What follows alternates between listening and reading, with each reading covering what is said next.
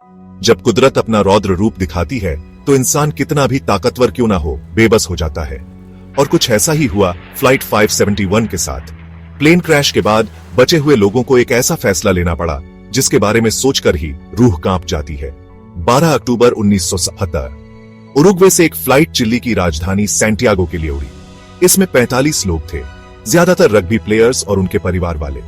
उन्हें क्या पता था कि यह फ्लाइट उनकी जिंदगी का सबसे भयानक सफर बन जाएगी।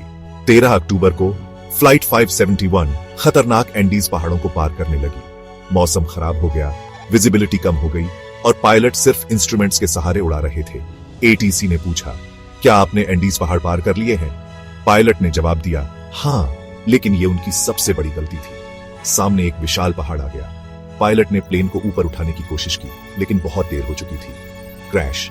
प्लेन का पिछला हिस्सा टूट गया और कई पैसेंजर्स बाहर गिर गए। फिर एक पंख टूट गया।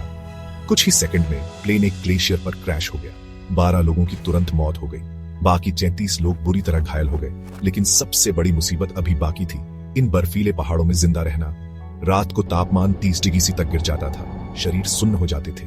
अगले दिन ठंड से 5 और लोगों की मौत हो गई। रेस्क्यू ऑपरेशन शुरू हो गया, लेकिन बर्फ में दबे प्लेन को ढूंढना नामुमकिन था।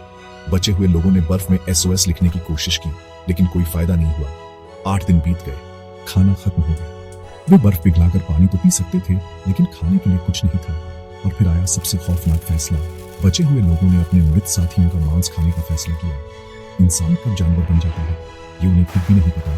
फिर रेडियो पर खबर आई, सर्च ऑपरेशन बंद कर दिया गया है। सभी पैसेंजर्स मृत मान लिए गए हैं। ये सुनकर बचे हुए लोगों की आखिरी उम्मीद भी टूट गई।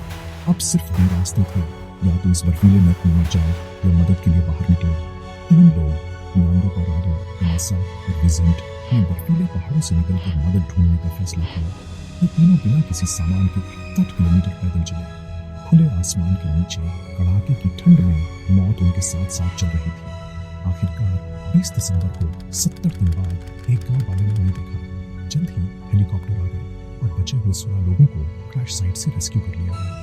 फ्लाइट 571 की कहानी हमें इंसानी जिजीविषा की अद्भुत ताकत सिखाती है, लेकिन सबसे बड़ा सवाल यही है, क्या वो कितनी ताकतवर होती है कि इंसान अपनी इंसानियत खो जाए। अगर आपको ये कहानी हैरान करने वाली लगी तो आपको समुद्र में इस दिनों तक फंसे एक आदमी की कहानी जरूर देखनी चाहिए। वो कैसे बचा, जानने के लिए अपनी स्क्रीन पर वीडियो पर क्लिक करें।